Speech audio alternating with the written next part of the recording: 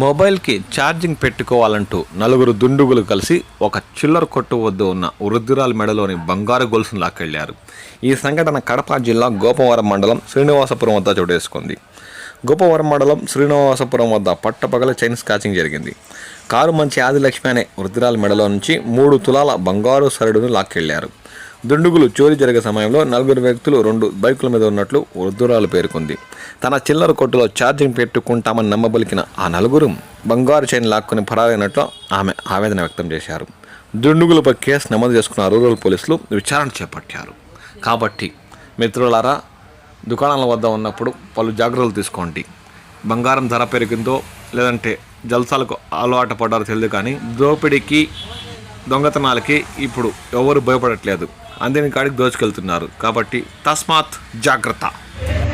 నేను గుడికాడి పోయినా సార్, గుడికాని ఇత్తలకు లేరు, అందరు ఉన్నారు, ఇత్తనే అందరు ఉన్నారు. ఒక ఆయన వచ్చి ప్రసాదం పెడతాంటే పెట్టి మళ్ళీ అప్పుడు వచ్చినారు ప్రసాదం పెట్టేది. అప్పుడు నలుగురు వచ్చి 2 ఆడున్నారు, 2 ఈడున్నారు.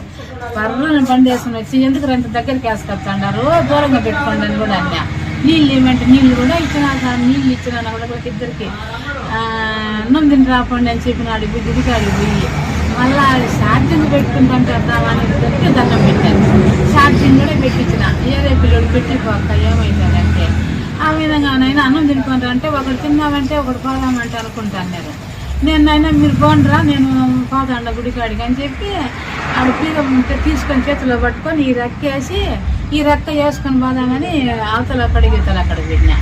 ఆమె అక్కడ బండి మీద ఉన్నాడు, కూర్చున్నాడు కాదు, బండి మీద ఉన్నాడు. ఆమె వచ్చి అది అయిపోయిందో ఇటు తీసుకున్నాడు. తీసుకున్నా వరి కొంచెం దుర్మానం నా పడకలు కదా, నీళ్ళు ఇచ్చిందా నాకు ఇది పట్టమంటారా అని కేకలు పెట్టా. జనం అంతా ఆడున్నారు. ఆమె ఏం ఆశ అంటే ఏమన్నా అయిందేమో అడుగుతాను అనుకునేదంట. మళ్ళీ అయితే దండ పెరుగుతుంది అందరు పరిగెత్తారు.